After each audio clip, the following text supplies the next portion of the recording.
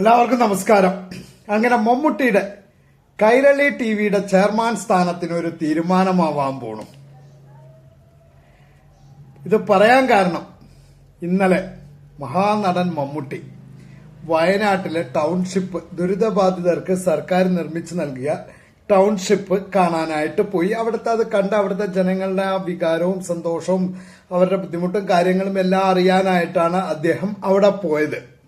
ആ ജനങ്ങളുടെ വികാരം അറിയാനായിട്ടാണ് മമ്മൂട്ടി അവിടെ പോയത്. അതും ഒരു സർക്കാർ വിളിച്ചിട്ടോ ഒരു LDF വിളിച്ചിട്ടോ CPM വിളിച്ചിട്ടോ ഒന്നുമല്ല അദ്ദേഹം അവിടെ പോയത്.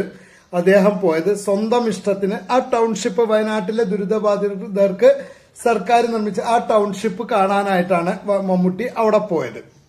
അവിടെ പോയി അദ്ദേഹം അവിടെയൊക്കെ കണ്ടു, ജനങ്ങളുമായിട്ടൊക്കെ സംസാരിച്ചു കൊണ്ടിരുന്നു. അങ്ങനെയുള്ള കാര്യങ്ങളൊക്കെ ചെയ്തു കഴിഞ്ഞപ്പം CPM കൂടെ ഉണ്ടായിരുന്നു. പ്രത്യേകിച്ച് എടുത്തു പറയണം, CPM വയനാട് ജില്ലാ സെക്രട്ടറി റഫീഖ് മമ്മൂട്ടിയുടെ കൂടെ തന്നെ ഉണ്ടായിരുന്നു.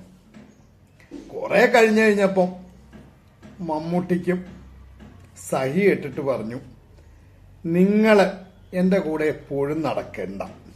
കാരണം നിങ്ങൾ എന്റെ കൂടെ എപ്പോഴും നടന്നു കഴിഞ്ഞിട്ടുണ്ടെങ്കിൽ മമ്മൂട്ടി, അതായത് മമ്മൂട്ടിയുടെ വാക്കുകൾ, ഞാൻ നിങ്ങൾക്ക് വേണ്ടി വന്നതാണ് എന്ന് ജനങ്ങൾ വിചാരിക്കുന്ന, അതായത് ആ ടൗൺഷിപ്പിലേക്ക് മമ്മൂട്ടി വന്നത് CPM വേണ്ടി വന്നതാണ് എന്ന് ജനങ്ങൾ വിചാരിക്കും. അതുകൊണ്ട് നിങ്ങൾ എന്റെ കൂടെ എപ്പോഴും നടക്കണ്ട എന്ന് മമ്മൂട്ടി പറഞ്ഞു.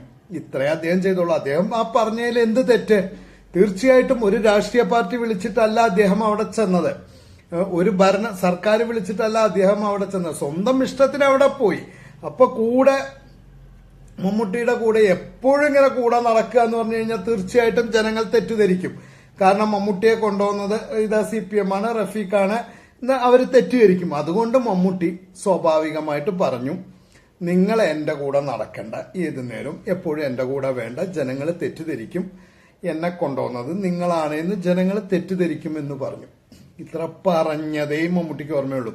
കൂടെ മമ്മൂട്ടിയുടെ മാധ്യമപ്രവർത്തകർ ചോദിച്ചപ്പോൾ ഒരു ഉത്തരം കൂടി പറഞ്ഞു എന്ന് പറഞ്ഞു, ജനങ്ങൾ നൽകിയ പൈസയും കൊണ്ടാണ് ഈ ടൗൺഷിപ്പ് നിർമ്മിച്ചത് എന്നും കൂടി മമ്മൂട്ടി പറഞ്ഞു.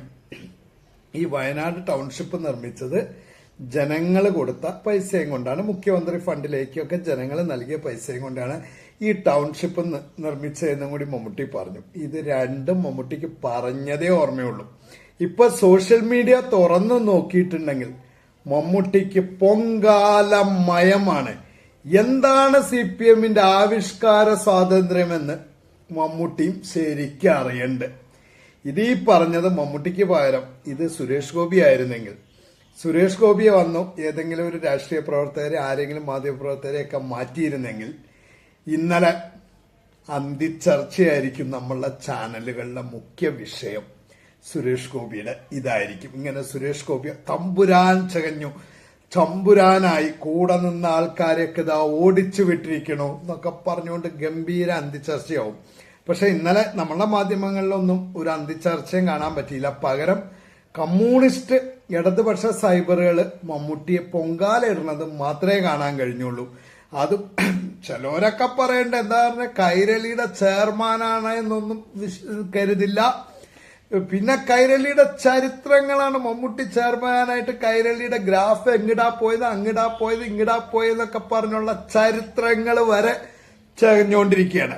ഇനി ഒരു കാര്യം മമ്മൂട്ടിക്ക് തീരുമാനിക്കാം, കൈരളി ചാനലിന്റെ ചെയർമാനായിട്ട് ഇനി അധികം കാലം വാഴില്ല എന്നുള്ള കാര്യം തീരുമാനിക്കാം. കാരണം നിങ്ങൾ മാറി നിൽക്കാൻ പറഞ്ഞത് CPM വയനാട് ജില്ലാ സെക്രട്ടറിയോടാണ്, ചില്ലറക്കാരനോടൊന്നല്ല നിങ്ങൾ മാറി നിൽക്കാൻ പറഞ്ഞത്. അത് മനസ്സിലാക്കണമായിരുന്നു നിങ്ങൾ. എന്തായാലും ആവിഷ്കാര സ്വാതന്ത്ര്യം, CPM ആവിഷ്കാര സ്വാതന്ത്ര്യം എത്ര ഉണ്ട് എന്ന് അറിയണമെങ്കിൽ ഇപ്പൊ നിങ്ങൾ സോഷ്യൽ മീഡിയ തുറന്നു നോക്കിയാൽ മതി. എന്തായാലും നമസ്കാരം.